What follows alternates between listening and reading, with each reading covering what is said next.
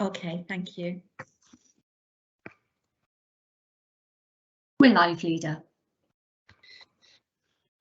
Okay, good afternoon, everybody, and welcome to our December meeting of Newport City Council Cabinet.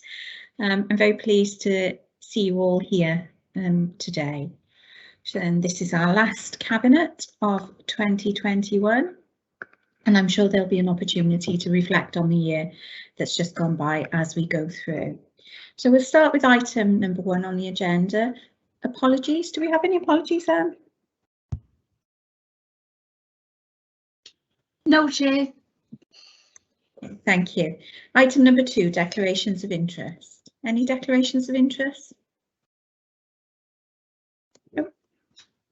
Okay, we'll move to item 3, and these are the meetings of our last Cabinet meeting in November, on November the 10th. These are on pages 3 to 12 of your packs today, colleagues. Has everybody had an opportunity to read through the minutes? Councillor Jevons? Yes, thank you, Leader. Just a few things. Page 7, the last paragraph from Councillor Cochrane. You've got was a, and it should be was. It was a disappointed. And page 9 is down as contract tracing rather than contact tracing. Thank you.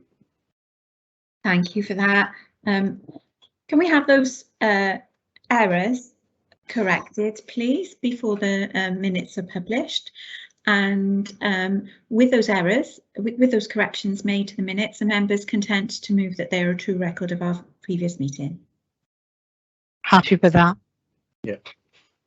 Okay. Thank you very much for that, everyone. The next item then on our agenda today is item number 4. And this is the Treasury Management Report for the period to the 30th of September 2021, and this is on pages 13 to 29 of the packs that we've got here today. So as you'll all be aware, colleagues, this is a compliance report to confirm that Treasury activities in the first half of 2021-22 accord with the Treasury strategy previously considered and set by members. The report also compares activity with the year-end position for 2020-21 to indicate the movements and causes that have resulted. The report presents the following information: a reminder of the Treasury strategy agreed, details of borrowing and investment activity, information regarding wider economic considerations such as the pandemic and the economic climate, and an update in relation to the International Treasury Code on commercial investment funding. Now, as you're all aware, colleagues,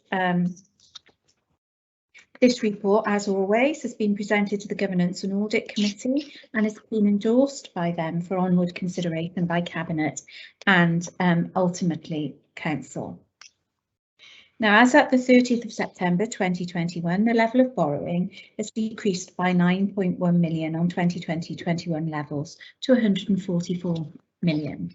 This decrease is in relation to the repayment of the Public Works Loan Board loan, which matured in the first half of 2021-22. As of 30th of September, further borrowing to replenish this loan has not been required. This may need to be covered by temporary borrowing before the 31st of March 2022.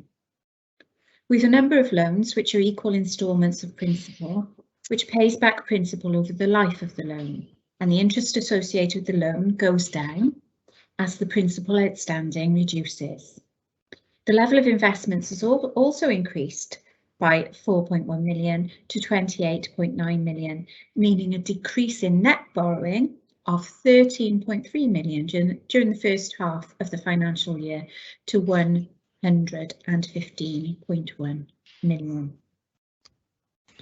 Now, included within the investment figure is 13.9 million held in the form of cash.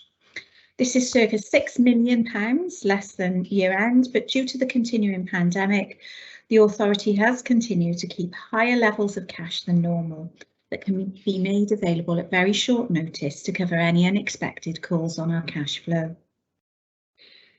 Currently, there's not much demand for very short-term borrowing within the marketplace, and in September, rates on deposits below 14 days with a debt management account deposit facility were still very low at 0.01%.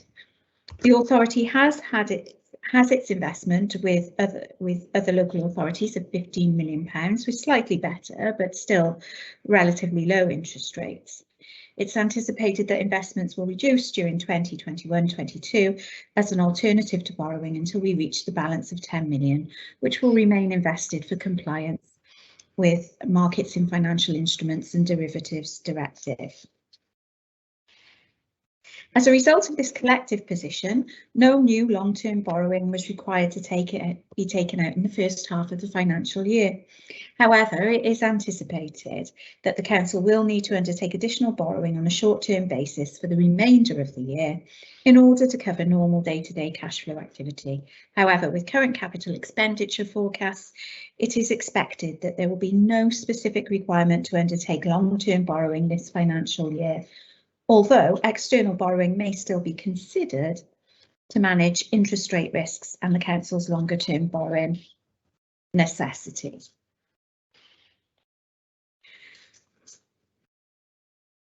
So, in summary, colleagues, the paper that we have before us is in line with our agreed Treasury management strategy and clearly sets out our borrowing during the first half of this year, last year and this year's underspend alongside the normal upfront load-in of RSG has created a positive cash flow situation for us. So all borrowing and investments undertaken during the first half of the year were expected and were within the Council's agreed limits. So colleagues, today we're asked to note the report on Treasury management activities for the period to 30th of September 2021 and provide comments if so desired, to Council. I'll pause at this point and ask colleagues whether there are any comments on the report itself.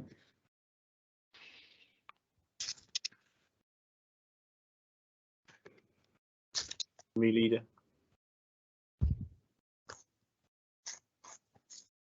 Sorry, Deputy Leader, did you want to come in there? No, I just said nothing from me, Leader. No, Oh, no. okay. Thank you. Okay. So if there are no further comments on that report, is somebody content to move that? So moved. Yeah, second. Thank you. Is everyone content with that report? Thanks, Leader. That's fine. Okay, we'll move on to the next item on the agenda then, which is item number 5. Quarter 2, 2021-22 Corporate Risk Register update, and this is on pages 31 to 81 of the packs that we have before us today. Now, as colleagues will be aware, the update on the risk register is routinely reported to Cabinet, and it provides an opportunity for Cabinet to scrutinise and discuss all the risks that are deemed appropriate to be included on the register at that point in time. Now, as you'll be aware, our corporate risk register monitors those risks that may prevent us from achieving our corporate plan or delivering services to our communities and service users in Newport. Now, at the end of quarter 2, there were 18 risks recorded in the corporate risk register that are considered to have a significant impact on the achievement of our objectives and our legal obligations. At the end of the quarter, there were no corporate risks closed or risks escalated to the corporate risk register. As set out in the Council's risk management policy, Cabinet are responsible for the review of the risk register on a quarterly basis, ensuring those procedures are in place to monitor the management of significant risk. So across our 8 service areas then, colleagues, we can see that we have 46 risks that have been recorded. These are deemed to pose the most significant risk to us. Now, in terms of the change in the direction of risk scores, in comparison to quarter 1, 13 risks have remained the same risk score, with 4 risks increasing and 1 risk score decreasing. So we'll see an increase, first of all, in the COVID-19 pandemic outbreak, and that risk has increased from 15 to 20. And I'm sure, colleagues, that there'll be further opportunity to discuss the challenges and the risks that we face in terms of our response to COVID further along in this meeting as well. But at the time of writing, we had seen, in terms of the risks associated with this, improvements that related to the vaccination programme. But we've also experienced, and I know this is something that we've discussed many times, the impact of this, particularly the impact of isolation and the impact of the spread of the disease on staffing levels and attendances across our school settings.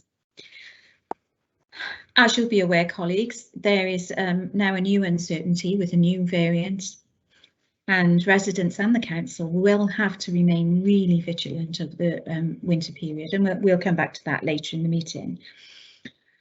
We've also seen pressure on adult and community services, and the risk around that increased from 20 to 25. And this is a reflection of the pressures that we experience around the social care sector.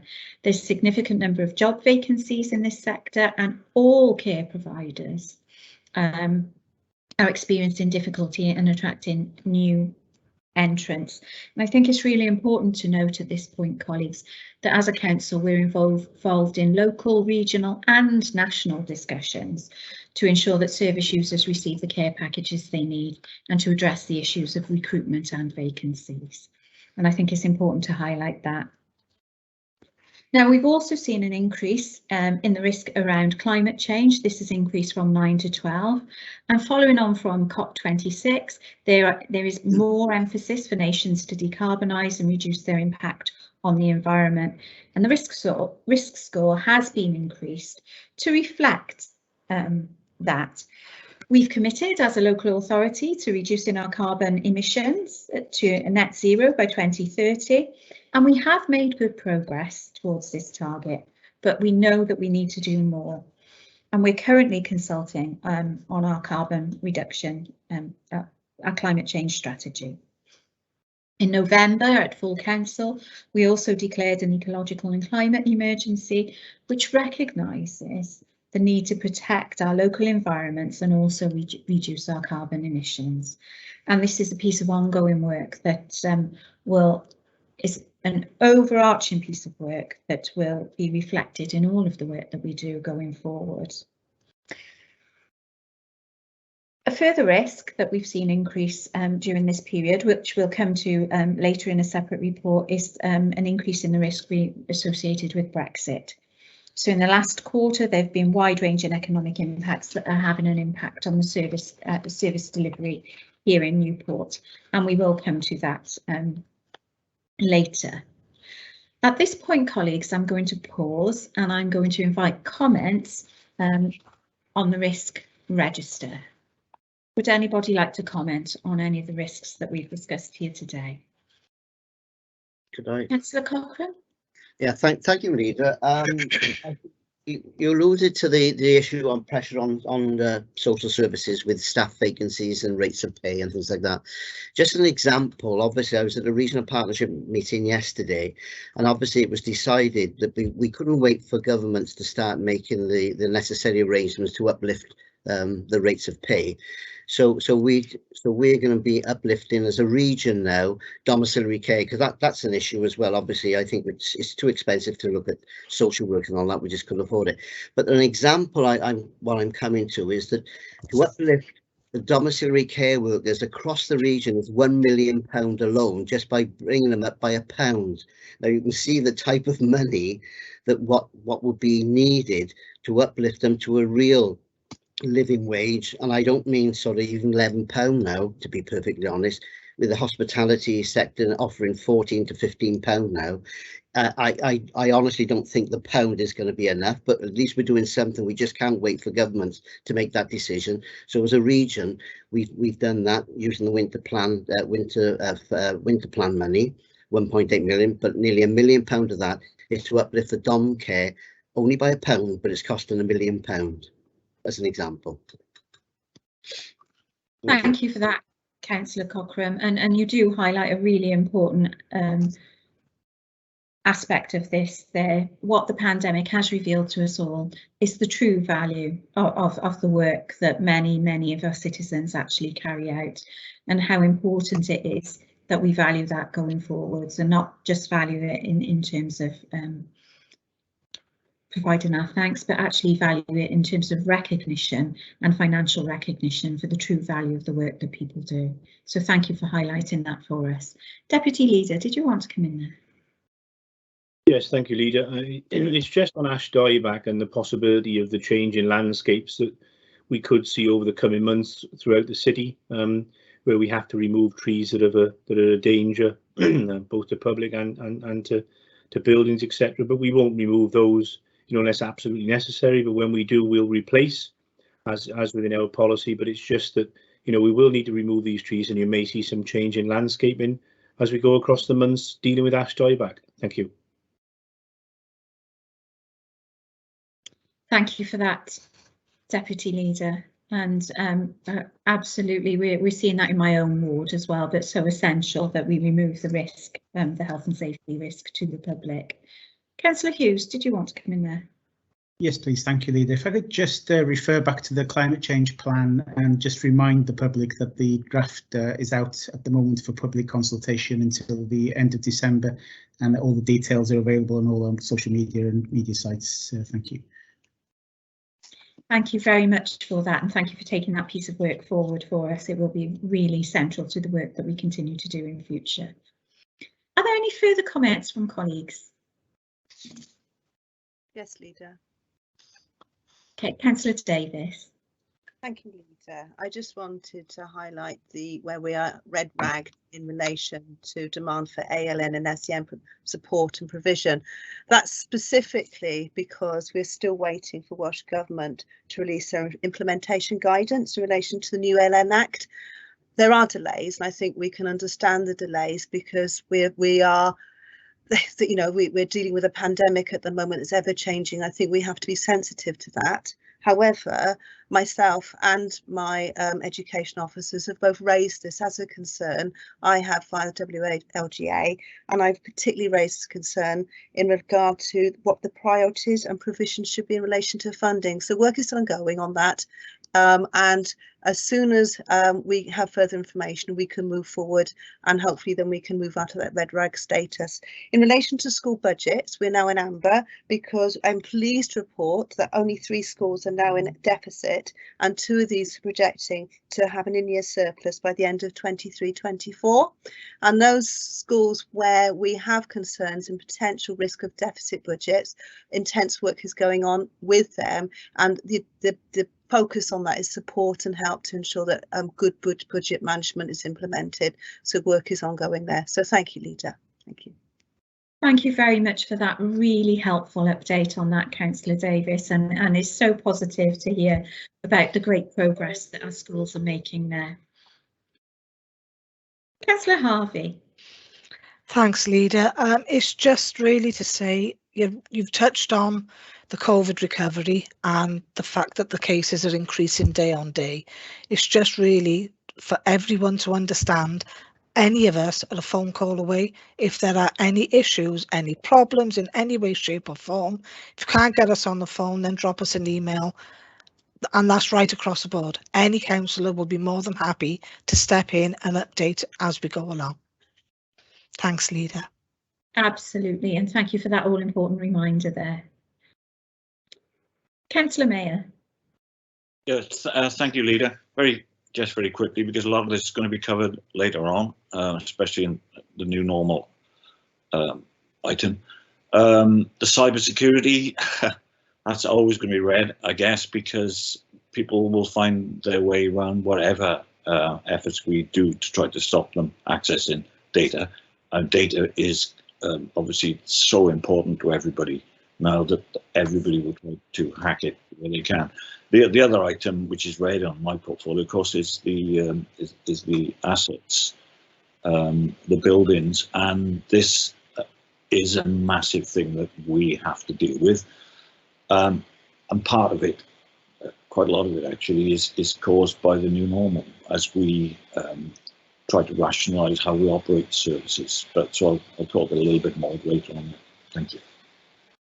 Thank you for that, Councillor Mayor. Councillor Truman. Yeah, thank you, Leader. Just following on from colleagues and pointing out some of the risks. There's great uncertainty to do with this, and it's very difficult forward planning because we've got this new variant now, haven't we? And we don't know the full consequences of that. And all the experts are looking to see what they can do on it. But we've got to plan ahead, and we got to plan ahead properly as well, and we're doing that. But the issues, Brexit's going to be an issue. It is at the moment, obviously, with employment and HGV drivers and all the bureaucracy. It's got to go on now since we've come out of Europe. So there's the uncertainty of that. There's the economy, which will affect us as well. Energy costs, all things like that. Employment costs. All this is happening, and it's with great uncertainty. But as I say, we got the sword hanging over us, but we can't just ignore that. We've got to plan ahead. And you say we'll do that stridently, but it's not easy. But we've come through a lot since 2019, haven't we? It's nearly 2 years now, but the challenges are out there, and it's right for us to identify those challenges and meet those challenges. But as I say, it's grind to the mill now, because we've got to get on and do that. I know there's other things is covered in the agenda further along, going to these greater detail. But as I say, massive challenges, but we're here, we're doing the job, and we will do that. Thanks. Thank you, Councillor Truman. Very well said there. Thank you. So, colleagues, we've had an opportunity to consider the risk register and the changes that are proposed at this time. And we've had an opportunity to discuss those issues further. Are members content to accept the recommendations in this report? Happy with that, Leader. Yeah, yes. Yeah. Yes, Leader. Okay, thank you all very much for that. Item number 6 on our agenda today is Audit Wales and the audit of Newport City Council's assessment of 2020-21 performance. This information is on pages 83 to 90 of the packs that we've got today.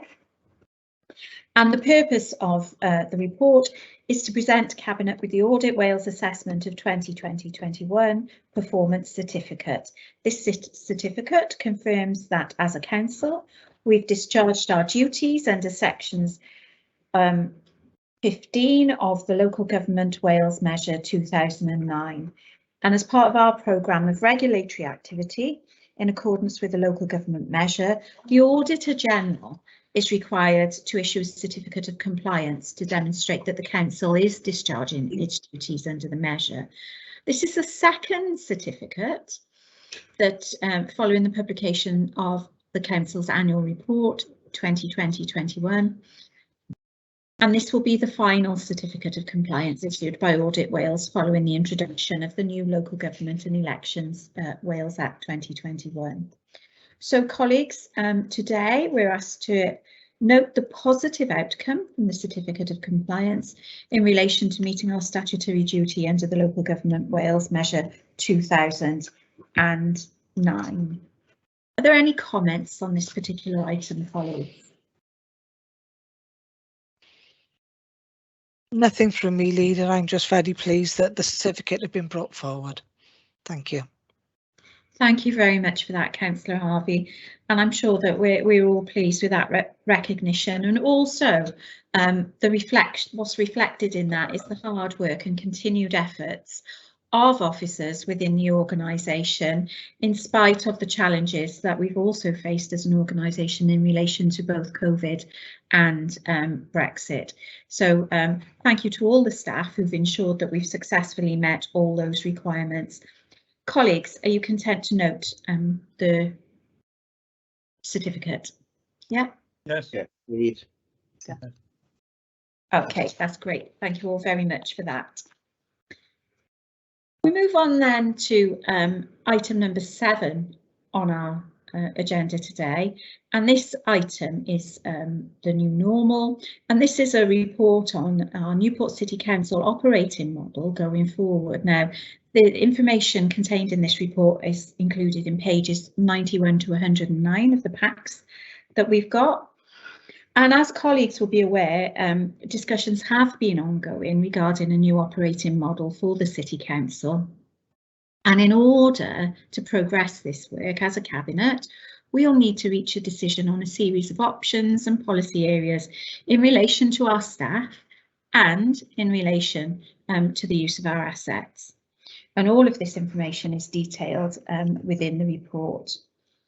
So the report that we have before us today asks us to agree the recommendations and agree that the Director of Transformation and Corporate Services should consult with relative trade union representatives and staff on changes to terms and conditions. Just to provide a brief overview, colleagues, as with every organisation, we've had to adapt to new ways of working in order to ensure that we could maintain service delivery and also respond to the challenges of the pandemic. Now, I think everybody recognises at this point that society will not return to the way that it operated previously, and there's an opportunity within this for us to consider how we can improve people's work-life balance as we move forward, a real opportunity within this. Now, as you'll know, we're currently in a position where we are faced with a number of challenges in relation to the pandemic yet again, and Welsh Government and now UK Government guidance is clear. Those who can work from home should do so. Now, we've previously received a report on the new normal where we asked for further work to be undertaken. Today, this is our follow-up report, and we're being asked to make a series of decisions in order to progress this work. You'll recall, colleagues, that Strategic Recovery Aim 3 of our COVID recovery strategy agreed by Cabinet focuses on sustaining a safe, healthy and productive workforce. Now, most of our staff have continued to deliver face-to-face frontline services protected by appropriate risk assessments and mitigations, such as the use of PPE, lateral flow tests, adaptations to workplaces and appointment systems for our services. Around 1,200 of our staff and our elected members have been asked to work from home in line with Welsh Government guidance and in order to protect them, their colleagues and the public, and to slow the spread of the virus. This report sets out the next stages of moving to a new flexible operating model that enables us to meet our strategic recovery aims and supports work towards the modernised council agenda within the corporate plan. It also gives us the opportunity to bring more people into the Civic Centre, which in turn helps to reduce our carbon footprint and for us to support the city centre as well. Now, organisationally, we were in a strong position to respond to the pandemic and implement flexible deployment of our staff due to investments that we'd made in technology over previous years. Staff were also asked to work agilely. In an occupancy assessment of the Civic Centre just before the pandemic began, we had a maximum desk occupancy of just under 400 staff. This is significantly below the capacity of the building. The report rightly highlights the climate change impacts of commuting and the potential benefits associated with a flexible approach to working. This is also in line with the Welsh Government's Remote Work in Wales approach, which focuses on supporting town and city centres by providing space for public sector officers to work from town and city centre locations close to their homes. The approach has been taken in development of the new normal work as follows. We've considered the democratic function, we've considered technology, we've considered employment policies, and we've also considered civic centre and public use. Now, the Local Government and Elections Act requires us to make provision for hybrid council and committee meetings. And what this means is that we'll need to be able to hold a council meeting with some members in the chamber and others accessing the meeting remotely, should they wish to do so. We have to have these facilities available to us from May 22 onwards.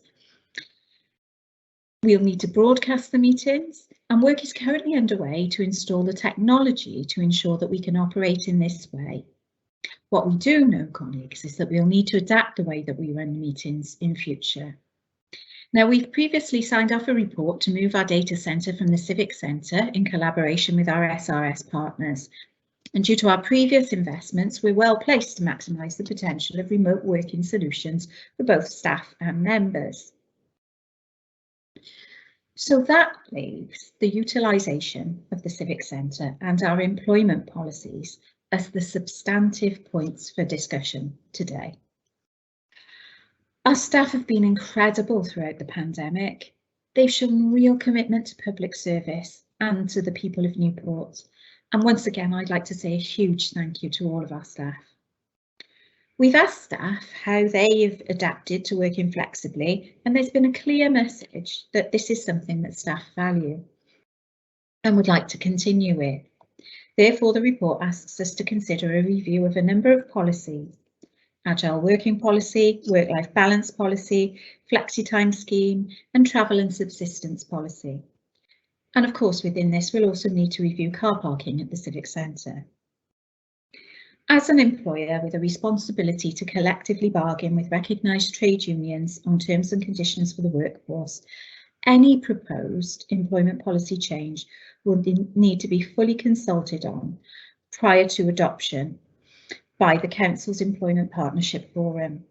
Newport City Council strives to work in social partnership with our trade union representatives, and it is anticipated that any review of the above policies will be undertaken jointly with our trade union colleagues. Now, in relation to the Civic Centre, we're being asked to consider a recommendation to focus our use of the building on the east wing. This part of the building is more able to accommodate large numbers of staff and will ensure that the central core of the Civic is still available for the democratic functions of the council. By doing this, we create opportunities to use the remaining parts of the building for third-party usage. Earlier, I mentioned remote working Wales, and we would intend, if Cabinet agree, to provide a public access hub at the Civic Centre for other public sector workers to utilise. We can also develop our ideas around a cultural hub for the city. What's presented to us today, colleagues, is actually a low-cost option, both in terms of cash and, importantly, carbon impact. It would seek to utilise current floor plans and furniture, and also enables us to be open to further opportunities in the future. But it should also create an environment where more individuals will be present in the Civic Centre every day. Our staff, members, other public sector workers, the community and the voluntary sector. And this in turn should support the city centre. So prior to consideration of the recommendations of the report, I'd just like to pause there and invite comments and contributions from Cabinet colleagues. And I can see the Cabinet member is already indicating that he'd like to speak. Councillor Mayor, would you like to come in there? Yes, thank you, Leader. I think you've covered it admirably in that report. Actually, you've saved me speaking on quite a lot of things which were raised earlier in the meeting. What I would like to say about this, that this, I mean, you mentioned at the start of this, that this is something that was almost forced on us by the pandemic. We had to find different ways of working in order to serve our public. And we did that within the first week of the pandemic shutdown. And that was because we've been working towards this for a long time. For me, over 30 years, I've been trying to get flexible working because of the obvious benefits. And this has been very much resisted by previous administrations and officers. We've got a new understanding of the potential of this.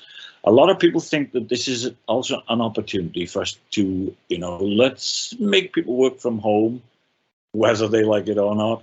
We can save money by, selling off premises, renting out offices, etc. Less electricity. There's a whole host of reasons that they give. I would warn against any thinking down that road. This has been done with nearly everything. The contact centre was mooted to save 20%. What it actually did was make it easier for the public to contact us, and it went up, up, and up, and up. Because in the past, people have said, what's the point of trying to get through to the council? You can't get through. Well, now they can get through very quickly, and they do, and that has meant that it increases our workload and increases our service to them. This is going to be tough. And we're going to have to make tough decisions. But it's for the benefit of the staff and the public, especially the staff here, because obviously the better they can serve the public, the better the public are served. It's axiomatic. But they will be able to have flexible reaction to their workload, and they will be able to use their time better. But we need to be careful that they don't. We know already that too many officers, if we send them an email, which is the easiest thing for us to do because we do it when we react to it, too many of them respond immediately. You know, the work-life balance is something which is really a huge part of this and something we need to be sorted out. So thank you, Leader. Thank you very much for that, Councillor Mayor, and you do really highlight a very important aspect of that, and that's the work-life balance of our officers, and we're keen to support them very much so in that. And of course, you emphasise a really important point, because what's being considered here is actually a low-cost option, both in terms of cash and carbon impact. So not only would this option allow us to use our current floor plans and furniture, but it allows us to create new opportunities in the future. And I think that's what's really key to this. This is about having an opportunity to really increase the usage of the building, which of course is a public building. It belongs to all of us, and there's a real opportunity within this to enable a greater degree of access, which in turn will support our city centre. Councillor Davis, would you like to come in there? Thank you, Leader. I think both of you have alluded to the points I wanted to make, especially you, Leader, and the fact that this whole process is actually about working with our staff. This will only work if we actually support our staff in moving forward. It is actually recognising their work-life balance, and it's pleasing to see that we had 710 responses to the survey, and we received some really realistic answers and responses to that. And in addition, the unions have responded to the consultation process as well, and that has to be an ongoing process within this to ensure that we continue to listen. Points were made within the survey, for example, that staff weren't aware of the Welsh Government intent to produce hubs, central points of hubs where people can go and work, which I think is important for people's work-life balance, that there is still a point of connectivity where people still have an opportunity to work together for that socialisation that actually happens with work as well. So we need to take those points into consideration. But I think as we move forward, we need to continue to consult. But I think it's an excellent model in moving forward, and it's taking an opportunity from what has been a disaster in relation to this pandemic that's impacted us all, but there is a positive outcome and a positive way forward with this. So thank you, Leader. Thank you. Thanks very much for your contribution there, Councillor Davis, and of course you highlight a really important aspect of this, in that we can take a positive from our experiences and we can learn from our experiences and embed the positive aspects of that going forward. Councillor Truman, would you like to come in there? Yeah, thank you, Leader. This new normal has come about after 2 years, almost 2 years of working, dealing with the COVID situation. And we stayed open. Newport has stayed open for the public, and that's the main thing. And as you say, the hubs were fantastic. They work and other workforces of the departments with the council during the lockdown and after, and are still doing it now. But I think it's only right and proper that we can consult with our workforce and their representatives, and we're doing actually that, because I see it that we can get a lot out of this. I don't see this as an attack on anybody's job or workforce, but we need to look at it because listen to the experts, which we've all listened to and still listen to, obviously, advice and what is actually happening with COVID and certainly this new variant. They're saying, all of them, that COVID is going to be around for a number of years, whether we like it or not, and we certainly don't like it. It's going to be around, and we got to work with it. We got to live with it, so we got to work with it. And I think this working this new model, this new normal model, is doing that because, as I say, it keeps looking at things, you know, try new things, which we've done, and we learned from that now. And as you say, and the work we've consulted the workforce, I'm sure they'll come up with some very good suggestions, and their representatives, which was good, is really good, and as you say, proves we're a forward-thinking authority. So yes, I welcome this new model. It's been a long coming, and perhaps had we not had COVID, we might never have got around to doing it in the way that we've had to do. But we've had to do it. We've done it. So I see a good future for this because, as I say, and you've said it yourself, Leader, are we getting the best use out of the Civic Centre building? And we'd all say, no, we're not. We can do a lot more with the building. We can do a lot more. You know, people can come in and look at it. They can use it. We can even rent some of the space there for others. And as I say, this will give us the opportunity. I say, we all got to be sensible. COVID's still around, and we've got this new, you know, variant. But that doesn't stop us working forward, having a model, and getting some good out of that. I think this will do that. Thank you. Thank you very much for that, Councillor Truman. I appreciate your comments there. Councillor Harvey. Thanks, Leader. I'm looking through all this paperwork, which we've been doing for days. There are 8% of the respondents haven't enjoyed working from home, which I can understand. However, 68% have enjoyed working from home, and 76% feel that they've had more flexibility in their working hours. But what really struck me was 18% are looking forward to going back to the workplace, but 40% are not looking forward to it based on the COVID variants. What's going to happen? Will I be in a mask all day? And the anxiety around all of that, I totally understand. Even going outside to a supermarket, for instance, you're putting yourself at risk again, especially with the numbers increasing. It's just come up on a news flash that we've had the highest daily case in the UK since the pandemic began. So it is very real, it is very frightening, and I think this new way of working, taking on board what our staff want to do, I think it just shows Newport City Council as a fair and encompassing employer. We're taking care of our staff quite rightly. They have been phenomenal through all of this, and we should be repaying them in a way that makes it better for them to continue with their job. I'm all for it. Thanks, Leader. Absolutely. Well said there, Councillor Harvey. Councillor Cochrane, did you want to comment on that? Well, the only point I want to make, I obviously, you're aware of this clearly, Leader, and the other cabinet members as well, is that, you know, when we used to go down to the Assembly or the Welsh Local Government Association offices for our meetings with other cabinet, there was people coming all the way from Anglesey and Ceredigion for a 2-hour meeting, and it was taking them 4 hours to come down there and 4 hours to go back. Well, obviously, if I was them, I'd be very frustrated coming all that way for a 2-hour meeting. So clearly, this is the way of the future. There's no doubt about it. And there are options for flexibility in it anyway, because obviously you've got to consider some people working from home. There are mental health issues as well, and they need to come in sometimes to just to relate and talk to other colleagues as well. But this has got the flexibility to do both, hasn't it? And that's great. Thank you for that, Councillor Cochrane. So I'm just looking across my screen. Councillor Hughes, did you want to come in?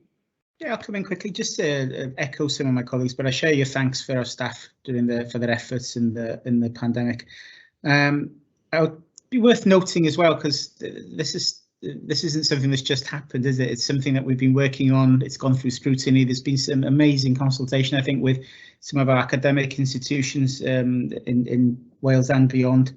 And I think they've got to a point, I think, where they've got a pretty solid answer. I think that idea of hybrid, exactly echoing what Councillor Cochrane has just said, working from home won't be right for everybody, I think, and that to get that balance right and that flexibility for staff, I think will encourage people to come and work for the council. It also offers that support that people do need sometimes, just to come into the office, touch base with their colleagues, feel part of a team, and I think getting that balance right is great, but it will open up the opportunity to work for lots and lots of people who may not be being able to work for the council in a previous life, as it were. I'm also really looking forward to how we develop the community hub idea in the Civic as well. I think there's so many great sort of community groups working in Newport, and the opportunity maybe to get lots of them working together and sharing ideas. I think there's some really exciting potential there, and I look forward to seeing how it progresses, Leader. Thank you. Thank you very much for that, Councillor Hughes. Chief Executive, would you like to come in on this item? Yes, please. Thank you very much, Leader. I think, given the context of the report, it would be remiss of me not to give comments on how we see this being implemented over the forthcoming years. And, I think comments by yourself and Cabinet members reflect that, what we've tried to do in presenting this to you as a Cabinet is take into account the views of colleagues across all the organisation. One size will never fit all. And as this new normal work evolves, we will change, we will adapt to ensure that the model is right for the organisation and also right for all of our colleagues that work across Newport.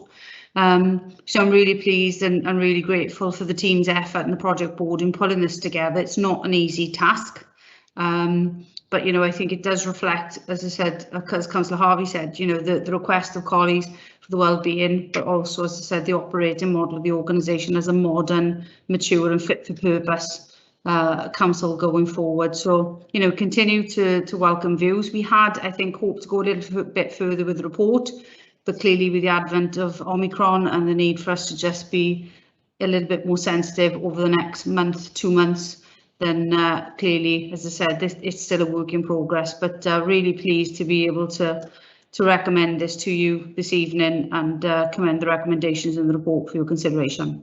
Thank you, Leader. Thank you very much for your comments there, Chief Executive, and for the work that you've done in terms of bringing this forward. So, colleagues, we've had an opportunity to discuss this report in detail, and we've had some really great contributions today. We're being asked to make the following decisions, so to accept a new operating model, and I think our discussions reflect acceptance of that. But whilst we accept the principle, we clearly expect there to be consultation with the trade unions and staff, which builds on our experiences of operating during COVID. So we're asked to consult. We're asked to agree consultation on the introduction of a home working policy and the inclusion of home working as a flexible working option in the work-life balance policy, to review the flexi-time scheme and the appropriateness of this going forwards, to develop a review of the travel and subsistence policy to reflect increased home working and associated travel for business purposes, and to review the parking provision at the Civic Centre, which will be required in order to effectively prioritise key groups. We're also asked to agree to meet our strategic recovery aims and manage the interim position dealing with COVID-19 and implementing the new normal through agreeing to designate the East Wing as the primary area of occupation within the Civic Centre, to zone the East Wing by directorate so that staff are able to work together in their professional groups when in the building, and to develop technological solutions to support this. So, colleagues, we've got the recommendations before us. We've had a really well-informed and detailed discussion on this particular item. Are colleagues content to agree to the recommendations in the report? Yes. Absolutely. Yes. Agreed. Great. Yeah. That's great. Thank you all very much for your contributions on that item, and we look forward to progressing this as we go forward in partnership with our employees and all of our officers and our trade union colleagues here in the City Council. And thank you very much for the hard work that's gone into bringing it to this point to date. So we move on then to the next item on our agenda today, and this is item number 8, the annual report of the Director of Social Services, and this is a report for 2020-21. This is in pages 111 to 163 of our packs. Now, the report is the Director's evaluation of performance for social services, and it basically, this report, the format and content are set out in terms of our statutory requirements, and that is set out in the Social Services and Wellbeing Act. So colleagues, today we're asked to receive the report. Now, the report was completed by Chris Humphrey, and Chris undertook the role of Acting Director of Social Services from December 2019 to October 2021. And I think it's really important to just pause here and highlight, certainly for me to highlight, that this report reflects the period when Chris stepped up into the role under the most exceptional of circumstances. And it's really important to emphasise that, I feel. And I'd certainly like to thank Chris. Although I know Chris is now enjoying her retirement, I'd really like to once again thank her on behalf of all of the elected members and the local authority for the work that she did in terms of undertaking the director's role during this really, really challenging period. So thank you very much, Chris, for that. And I'm delighted that we've got our new Director of Social Services, Sally, with us here today. So in terms of the report itself, colleagues, the report reflects the unprecedented period of demand and delivery for social services across adults and children's social care. Now, in May 2021, Care Inspectorate Wales undertook an assurance check which looked back at the period of 2020-2021. In their check, they noted, and again, this is really important, and this is a direct quote, "We found support was underpinned by a relationship of openness and honesty about the options available for people who need care and support and carers who need support. Children's services were experiencing unprecedented demand and an increase in referrals, while in adult services they were working under significant pressure. The findings identified a culture of improvement and mutual support and a recognition of positive leadership. It was noted that while staff were exhausted with complex high volume casework, morale was generally good. Now, across adults and children's social care, delivery of services continued with all levels of provision being maintained despite the impact of the pandemic. And I'd really like to emphasise not just the diligence and the dedication of our staff, but also the innovation that they showed in finding new ways to adapt service delivery. So from our community connectors and our children's preventative services, to advocacy, home care and family support, through to statutory interventions in family justice and the provision of foster care and residential homes, care and support was offered to our citizens directly. Staff continued with face-to-face service delivery, as well as seeking out innovative solutions in order to address the restrictions of the pandemic. In adult services, a new outreach service was successfully developed, and the service's hospital discharge processes were successfully embedded into the new Grange Hospital that opened in September 2020. In children's services, the introduction of the rapid response team and the delivery of Baby and Me supported families to be able to safely care for their children within the family home. Working in partnership across the public sector and with our communities was key to being able to continue to deliver positive and robust services. At all levels of social services, officers and members continue to represent Newport City Council in regional and national fora, including safeguarding boards, the Regional Partnership Board, Unaccompanied Asylum Seeking Children Regional Group, and a plethora of partnership groups formed specifically to address the demands of the pandemic and ensure that services could be effectively delivered across all agencies.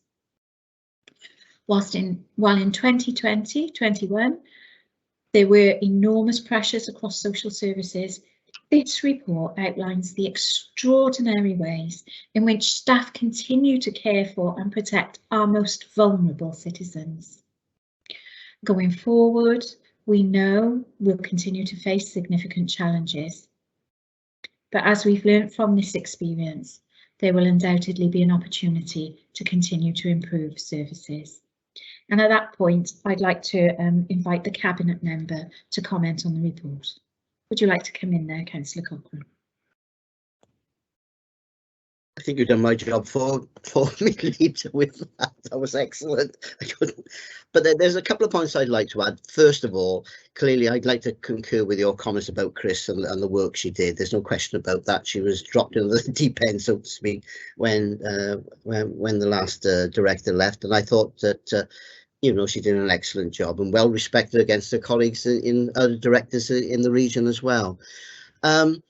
It has been really demanding, there's no doubt about it, and they managed to deliver the services, and really they've been innovative with some of the things they've done in different ways as well.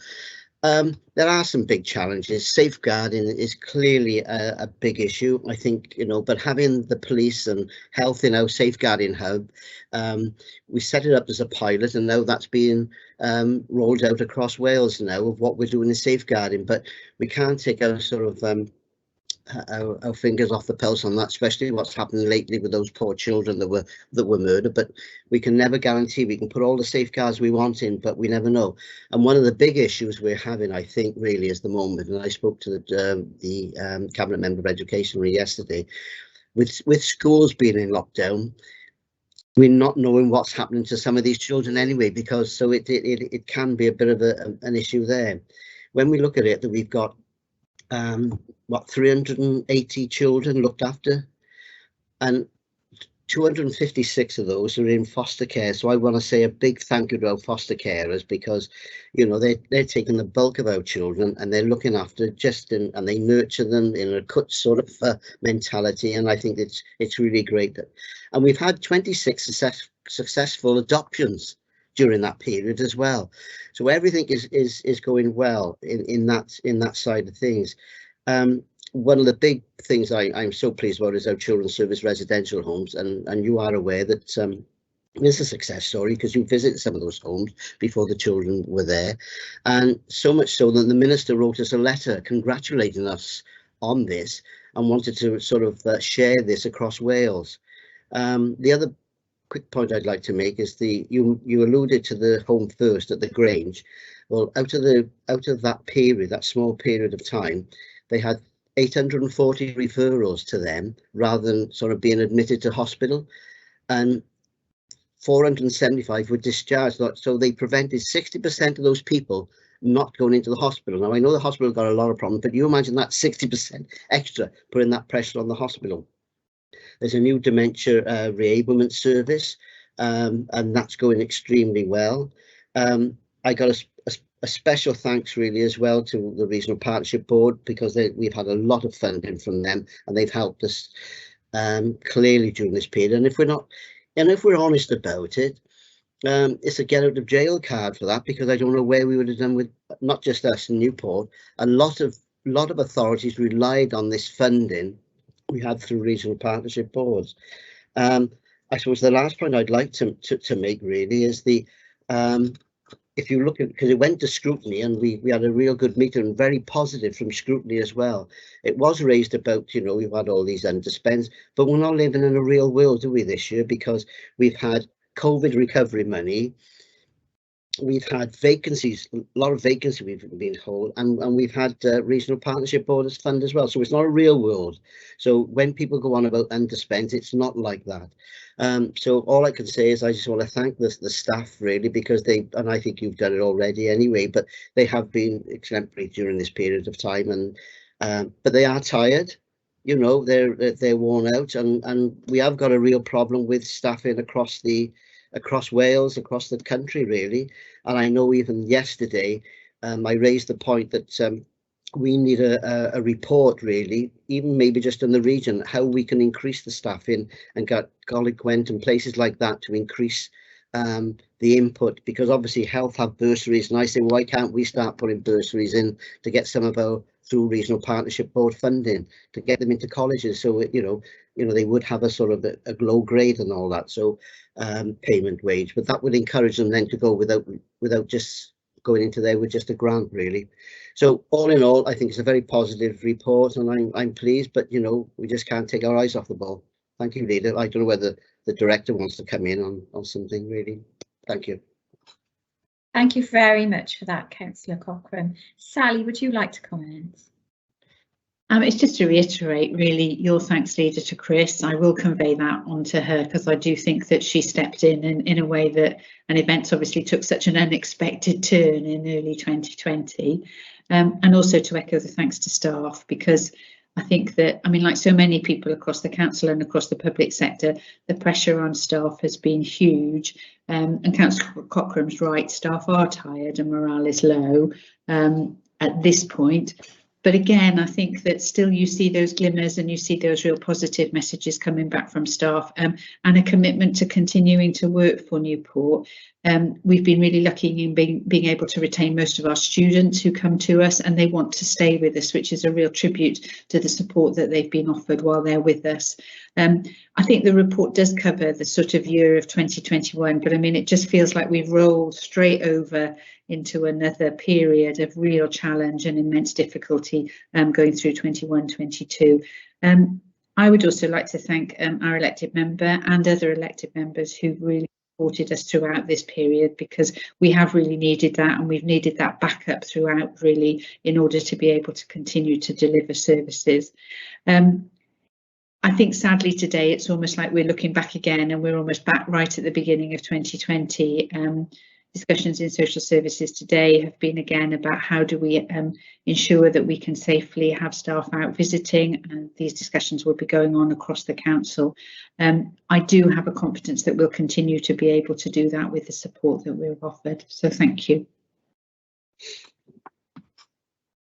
Thank you very much for your comments there, Sally, and thank you for the tremendous contribution that you've also made to getting us through this particular period. I think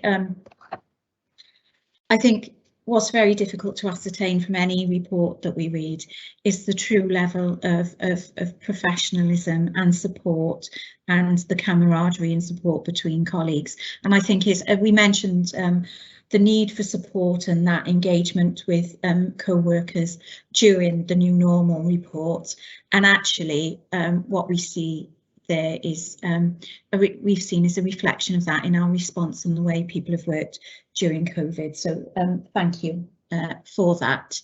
Are there any other comments, colleagues? Nothing from me, Leader, thanks. Leader, can I come in quickly? Of course, Councillor Hughes.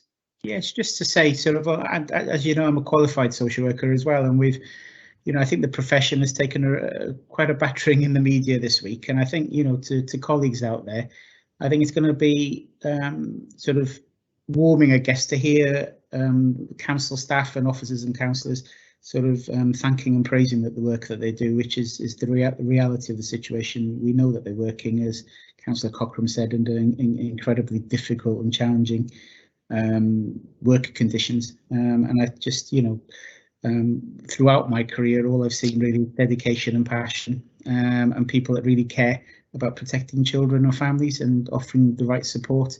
And I have to do that in, like I said, in very, very difficult circumstances. So it's just nice as a qualified social worker just to sort of hear you all sort of praise the profession. Like I said, it's very different in the media at the moment, but thank you. Thank you very much for that, Councillor Hughes, and we value the comments that you made there. We really do. Are there any further comments on this report? No, so colleagues, are you content to move the report? Happy with that, Leader. Yes, thank you. Okay, that's great. Thank you very much for that. We'll move on then to item number 9 on our agenda today, which is our COVID-19 response and recovery update. Now, this is on pages 165 to 180 of our packs. And I know Councillor Truman mentioned earlier how long we've been doing, it seems that we've been doing this for now, and that it's likely we'll have to continue to live with this for some considerable time in the future. And it is so important that we do have an opportunity to really not just consider the recovery, because we do have periods when we go through recovery, but also periods of response. And during this time, we know that we're very much in the latter. So in the last couple of weeks, we've seen the emergence of the Omicron variant in Wales and across the UK. And I know that as we've been on this meeting today, it's been announced that we've seen the highest number of cases here in the UK in one day. So the number of positive cases for the new variant has been lower here in Wales than those in England and Scotland, but it is only a matter of time before we see further increases and cases being reported here in Newport. We know for many people in Newport, it's a time to get together with friends, work colleagues and families to celebrate over this festive period, especially after the tough year that we've had. But it's also really important to remember that restrictions remain in place. Wearing face coverings in shops and on public transport and other public venues, maintaining social distancing and having COVID passes when socialising in venues across Newport. All of these measures remain in place. We also need to consider that there are many people in Newport that are vulnerable and who are more at risk to COVID. Our health and social care system is being stretched further and further as we're seeing more demand on our services. Our message to our residents over this festive period is for people to think sensibly about their actions and the actions of those around them when socialising with friends and family. If you do choose to socialise with friends, with colleagues, please take regular COVID testing and please self-isolate if you test positive for COVID. I'd also like to mention how important it is for people to take up the booster when they receive their letter from the NHS or when they receive a text message to call them up. I cannot speak highly enough of the staff and the volunteers who are endeavouring so hard to ensure that we are all protected in this way. And I would appeal to citizens across Newport that if you haven't had the vaccine, please do so, as it doesn't just protect you, but it protects other people around you. Now, our frontline services are continuing to operate, and where possible, staff are continuing to work from home in line with the Welsh Government's advice. This also continues for elected members in the council, with our democratic functions continuing to be undertaken virtually. And we've seen this reflected in the new normal report that we've discussed today. So in relation to the impact of COVID and recovery, we know that earlier this week the Welsh Government funded a £51 million support package for our most vulnerable and disadvantaged residents across Wales, with each eligible household able to claim £100 to support their winter fuel payments. Letters have been sent out to all households in receipt of council tax reduction on how to apply online, but also through other methods for those who don't have access to a computer or a digital device. It's really important that households who are eligible take up this offer, and also to share this message with their neighbours, families and friends who may also be eligible. And I would appeal to my colleagues on this call to do everything that they can to publicise this.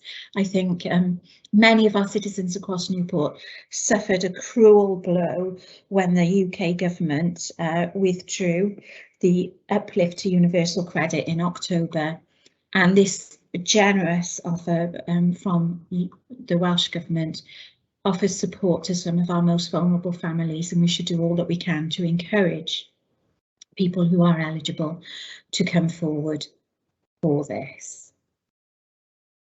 So our developments in the city centre continue, and last month we were actually pleased to accept the award for the most outstanding organisation at the National Environmental Awards.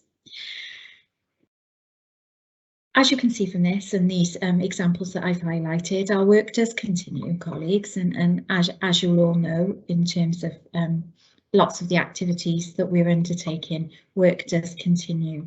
But I do think at this point in time, it's really important to emphasise and to highlight, using the format of this particular meeting to make that emphasis, that as we move forward and given our expectations around the very rapid transmission and spread of this new variant of COVID, we may experience some disruption to service delivery as we once again move to a point where we are prioritising the continuation of essential services. And I think it's very important to highlight that here today, because we are in a very serious situation moving forward as we prepare ourselves for the challenge that will be upon us very soon. At that point, I'll pause for comments. Councillor Davis. Yes, thank you, Leader. Hang on. Yes, thank you, Leader. I just wanted to focus on the strategic recovery aim 1, where we're supporting attendance levels in our schools. It is continuing to be, through this pandemic, a supportive approach. Attendance is not what we want it to be. However, what can we expect it to be given the chaos and the pandemic that we're in? What is being thrown into stark headlights is the vulnerability of our children and the vulnerability of our families. We are really seeing that our schools are the hubs of our local communities at the moment, and schools are now, it's not just the work of the EWOs, but the employment of many schools are actually employing family support workers through grant funding to support those families, because they recognise that they're the hub, and that's where families are turning to for that additional level of support as we move through this crisis. This is putting pressure on our staff, and I really want to commend our staff within our schools for the hard work and focus they've had on our children, and the attempt to get them to school, check on their well-being, check on issues that come into school with them, and then that inherently falls upon our education officers within the Civic Centre and the support that they're giving our staff. And I really want to thank and praise them as well. Moving towards Christmas, I know that our staff across the authority, our teachers, our support staff, educational officers are absolutely exhausted. So I really welcome the next fortnight break. We don't know where we're going with this new pandemic, but I know moving into the new term, they'll be up and ready to focus and work on whatever guidelines and new regulations are in place in order to support and prioritise and make sure that our children are kept safe, which absolutely has to be the utmost priority. We are really in difficult times at the moment. Thank you, Lita. Thank you for that, Councillor Davis, and a stark reminder there from you in your cabinet member role of the impact that this is having on all of our children across the city, and I echo your thanks to all of the staff involved in seeking to ameliorate that. Councillor Truman. Yeah, thank you, Leader. It's a pleasure to comment on what's been said before me, and I agree with everything that's been said, but certainly the advice that we all need to be very careful this Christmas around our loved ones, which we all want to see, and is to just listen to take the advice, listen to the advice, and just look after yourselves and your families. That's one of the things I think we should all do. All of us got to do that. But if there's any awards being given out, I think the NHS in total should be given an award, because these people, it's a career for, not only a career for them, it's something they do day in, day out, of the whole of the NHS, much valued, not particularly valued much, not so long back by a certain party, but I'm not going to try and be too political, but the majority of people in this country have always praised the NHS, and boy, haven't they pulled out all the stops for the last 2 years, and still doing it as we speak. A lot of retired GPs, nurses, auxiliary staff, they've come back from retirement, and they're helping out as well. 7 days a week, non-stop, all weathers, getting the vaccinations out to people, put it in their arms, and the booster project is going out really well. Certainly in Wales, you know, I'm sure it is doing well in England, but certainly in Wales, it's fantastic, and they'll meet the challenge as they always do. Doctors, nurses, auxiliary staff, the whole of the NHS, they always rise up to the challenge, and boy, are they doing it at the moment. And as I say, if there's any awards given out to anybody, the whole of the NHS should have one, each and every one of them, because we do put our lives in their hands. And boy, don't they shine, particularly when we need them most, and they're certainly doing it. So that's just a message from me. I'm sure we all appreciate them. As I say, without them, I don't know where we would be. Long may the NHS continue, and let's keep praising them and praising them for what they do. Thank you. Absolutely, really well said there, Councillor Truman, and we all echo your comments, definitely. So thank you very much for that. Councillor Harvey. Thanks, Leader. Obviously, I support everything that's been said, clearly. For me, I'm vulnerable. I got family members that are vulnerable. We've been lateral flowing on a daily basis. We've been isolating separately from each other so we can have the one day together. It might be a nuisance. It might be oh, here we go again. However, I don't want to put my niece at any risk in any way, shape or form. COVID will kill her, and it's that plain and simple. She'll die. So, yeah, you've got to put your mask on, you've got to sanitize, you've got to be careful what you're doing. And in support of my colleague, Councillor Davis, our teachers have been phenomenal. Our education department has been absolutely priceless as far as I'm concerned. The work they've put in behind the scenes is on another level. And it's work, let's be honest, that was never on anyone's job description before this came about. None of us knew what was going on. We've adjusted, we've got on with it, and we will continue to do that. But in also with my other colleague, Councillor Truman, he has absolutely nailed it. The NHS, as far as I'm concerned, walk on water. They have been phenomenal. They've been amazing. They're there every day, no matter what. You've got to wait. Okay, you've got to wait. These people haven't been home to sleep for 12 and 14 and 16 hours. And they're still there. They're still rocking up. They're still doing the job. They don't need to have abuse of irate people coming in. I get people are worried, but it's not their fault. And I have to give a special thanks to our colleague, Councillor Steve Marshall. He is there all the time with his needle ready and giving those boosters out one after the other with the Welsh Ambulance. He's been incredible. I can't fault him.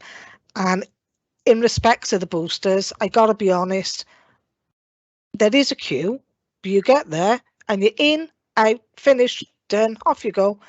Literally within like 30 minutes, like, oh, right, okay then. And you got the rest of the day. So don't miss it.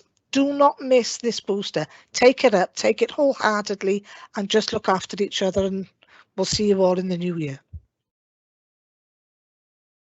Thank you very much for that, Councillor Harvey. And we all agree there with the comments that you've made. Are there any other comments from Cabinet members on this particular item?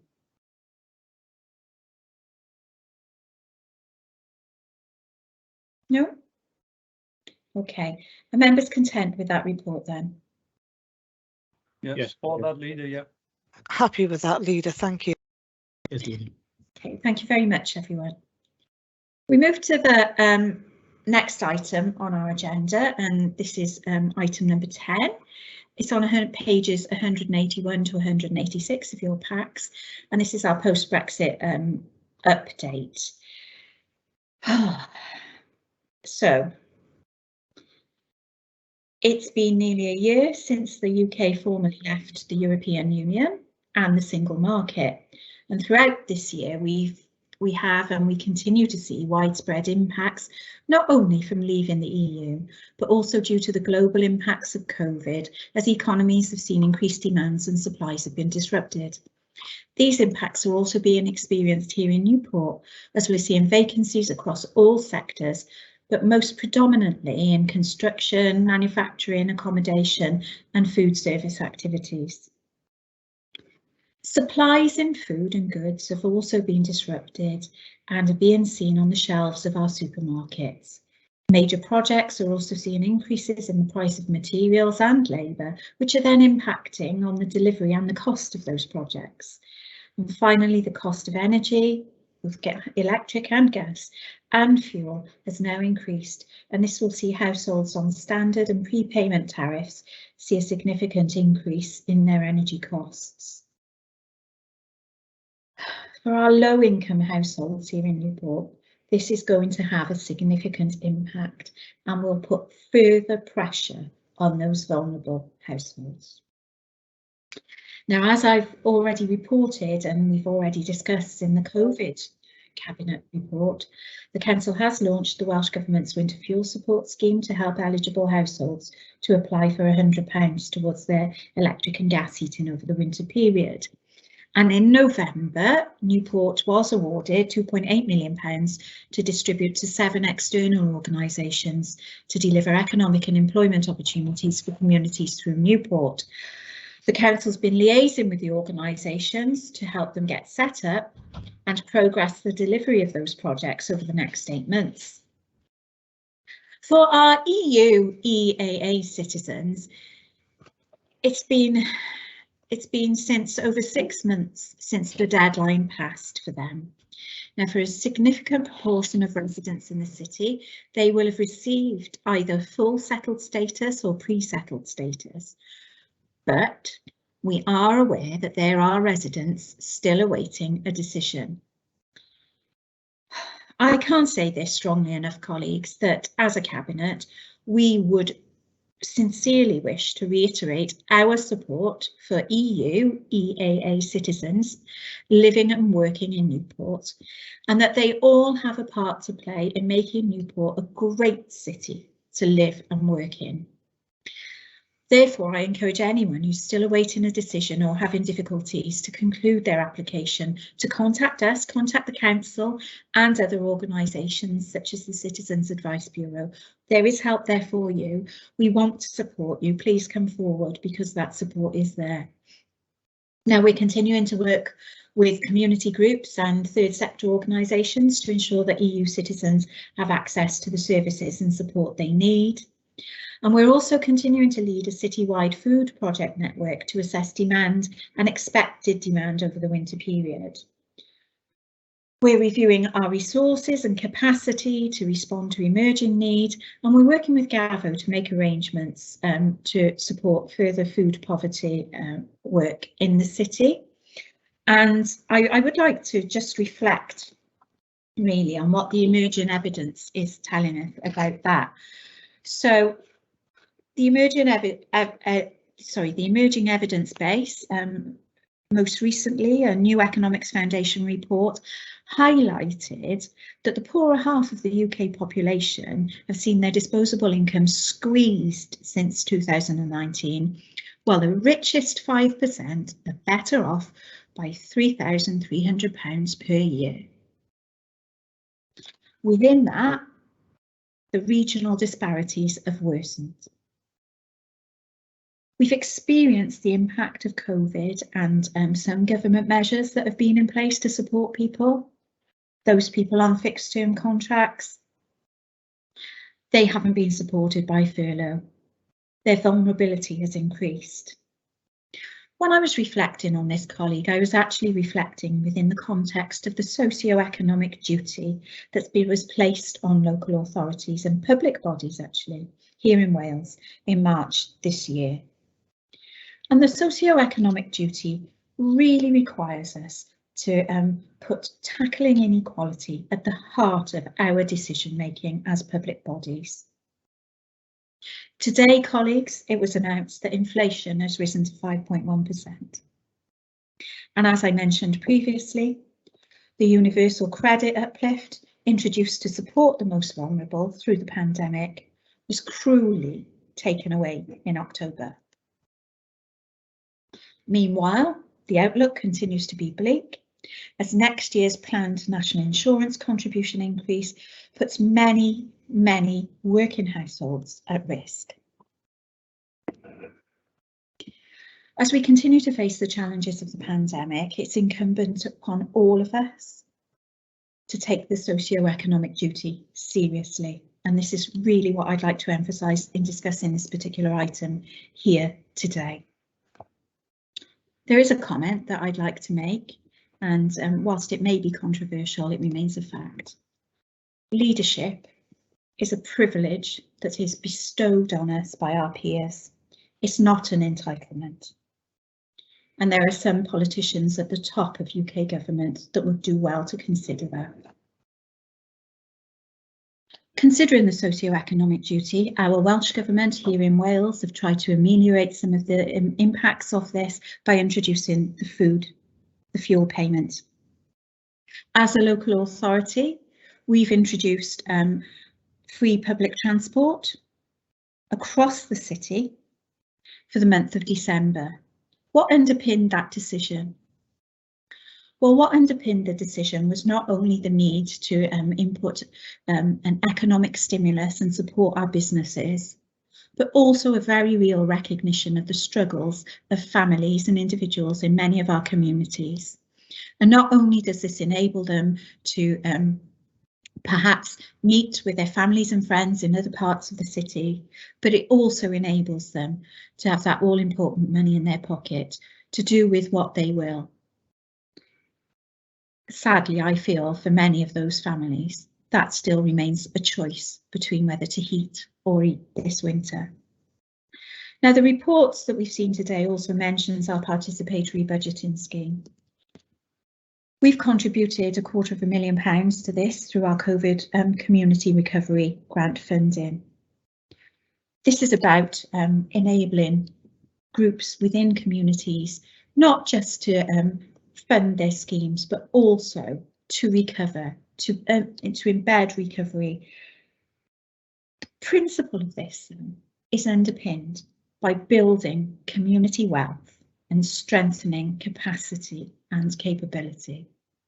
And it really is a very effective method, which our partnership colleagues at the One Newport Partnership were very, very positive about at a meeting earlier this week. This is about communities deciding what to do with these funds. So I've mentioned there how we many of the actions that we're undertaking to strengthen our communities and support the most vulnerable within the context of that all-important socio-economic duty.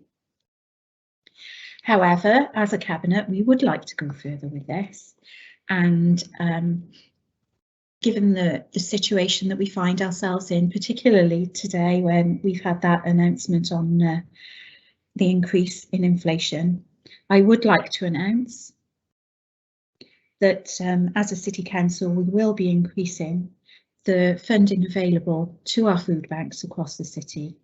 We will be increasing that by £100,000 because we really need to address the challenges, and we do not want people across Newport having to make that decision whether to heat their homes or eat during this winter period. At that point, colleagues, I'd like to open up for any comments that you may have. Thanks, Leader. I think you've covered it quite succinctly, if I'm honest. They are an absolute disgrace. How they sleep at night is beyond me. But I do agree, if anyone at all is facing financial difficulty, to get in touch, let us know. If we're not aware, then we can't help. And that's it, really. Thanks, Leader. Absolutely, Councillor Harvey. I'm sure we all echo the sentiment there. Deputy Leader. Yes, thank you, Leader. Just a couple of points that I'd like to raise. I mean, one is on fuel. From what was an average of £1.09 a litre at some stage a few years ago was 99 pence a litre, I can recall, to 143 or 145 pence a litre now. The increase in raw fuel costs, the possibility today announced of a possible interest rate rise next week, the national insurance increase that you've mentioned, inflation is up. We all know what 0.5% on a mortgage repayment makes.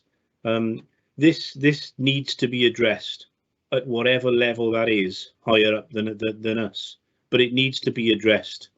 It's hundreds and hundreds and hundreds of pounds extra to survive this year as it was from last year. It's too much. We have to stop that. We cannot let people fall into states of poverty like it will happen. Thank you. Absolutely, Deputy Leader. Absolutely. Councillor Davis, would you like to come in there? Yes, thank you, Leader. It brings into stark reality when you realise that, and you're informed by the media, that the Consumer Price Index has risen to 5.1%. It's not been this high since 2011, and it jumped from 4.2% in October. That's a stark rise in costs that we have to pay when we go and purchase food, when we purchase petrol, and it absolutely has an impact on those. I'm fortunate, I can afford my Christmas dinner, but this puts into stark reality those that can't. And it's truly shocking when I'm informed that a good proportion of the community which I represent cannot actually afford a Christmas dinner this year, and they need the financial support or help to actually enable that to happen. Nearly as many as 100 people have come asking for help that I'm aware of in recent weeks, and that is a frightening fact. And that's just a small proportion of those people who are struggling within Newport at this point in time. And I'm really grateful for the additional funding that you've announced today that's going to go into food banks, and the additional support that we're going to provide families and enable them to get across the city. We've got to remember that as many as 30% of our residents don't actually own a car. This is going to make a massive impact and benefit for them, able to do such things as visit family, or even to just do simple things, to go up to the graveyard to visit their families at Christmas, which is a traditional thing that we do. And this enabling that is a gift that we can actually give our residents at this time of year. But we are facing unprecedented times, and what we can do as a local authority to help our residents is absolutely key to what we believe and what we do. But thank you, Leader. Thank you. Absolutely. Thank you very much for that, Councillor Davis. Councillor Cochrane, did you want to come in? Yeah, I totally agree with all the cabinet members on the individuals and what is needed, and the 100,000 to the food banks is excellent, and I think that's going to go extremely well down, certainly with the food banks and the recipients of them. The point I just want to make is that because of Brexit and other things, I suppose, but mainly Brexit, I think we as an authority are being affected by it as well, not just the individuals out there. You just take some of the labour costs and material costs have gone up by 17%. I know that with the DFGs, you know what it was last year, on the year before, it's gone up by nearly 17%. Well, if all our projects we're doing, not just the DFGs, whether building schools and whatever it is, if that cost goes on there, that's going to make a hell of a dent in our budget figures over the next year or two. Absolutely, and as the report sets out, you know, we are starting to see the impact of that. We absolutely are, and we're better placed. Fortunately, we're better placed than many of our families to bear some of that. Are there any further comments from colleagues on this particular item? Councillor Hughes. Thank you, Leader. Just to say the same, it always leaves me sort of saddened and angry that our country that sort of sells itself as a world leader as a growing proportion of its citizens depending on food banks. You know, it's just shocking, isn't it, really? I'm visiting a food bank this evening where I sit as a trustee, and I know that they'll really welcome the support and added support given by Newport City Council this evening, so thank you for that. Thank you for that, Councillor Hughes, and I think it's really important as well as a cabinet that we give our thanks to all of those citizens across Newport who are endeavouring to support their fellow citizens, not just with donations of food items, individual items, but also in putting together food parcels and distributing them to those who are most in need. So a huge thank you to all of the people across Newport who were doing that. I had what was a very humbling experience actually on Friday when I joined members of my local community at our local church to pack together some food packages, some food parcels for families, some Christmas parcels for families. And across the local ministry area. And it was truly humbling to see people coming together and trying to ensure, as Councillor Davis referenced, that some of our families who are most in need could have some sort of positive experience of Christmas at this time. But Councillor Hughes, without a doubt, I share your comments. In the 21st century and in a developed country, it is deeply saddening that we have to do this and that our systems don't cater for those who are most in need. It really is. So thank you, colleagues, for your contributions on that particular item. As I said, we will be increasing the funding that we make available to our food banks, and we will be putting an additional £100,000 into that this year in order to support those most in at this very difficult and challenging time. So thank you all for that. Members content, therefore, to accept that report? Absolutely. Yes, yeah, absolutely. Yes. Thank you all very much for that. The next item then is the last item on our agenda, and it is our Cabinet Work Programme. It's available on pages 187 to 193 of our packs. Are members content to accept this and to move acceptance of the updated programme? Move acceptance, Leader. Yeah. Thank you all very much for that. Now, colleagues, our next meeting is on January the 14th, when we'll come together to consider the draft budget to go forward for consultation with the public. So really that leaves me to thank you all for your contributions today, to thank all of our staff for getting us to this point in the year, because I don't think any of us ever imagined that this year would be as challenging as it's been. So a huge thank you to the Chief Executive and all of the staff across the organisation that have brought us to this point. And what I would like to say, particularly to our staff, in the context of the challenge increasing around the new variant, please, please be kind to yourselves. We know that people are tired. We know how much effort people have put in. Please be kind to yourself. Try and take a break. Try and have a rest. I know it's going to be hard as we see this looming over us. But as a cabinet, we just want to really give our appreciation and thanks for everything that you do, and really emphasise that all elected members across the authority truly value your efforts. And on that note, I'd just like to say thank you to everyone, and wish everyone as peaceful and restful a Christmas break as they can possibly have. So Merry Christmas, everyone. Thank You, Leader. Merry Christmas all. Let's hope for a better new year, eh? you. Absolutely. So, Bye, everyone. Bye.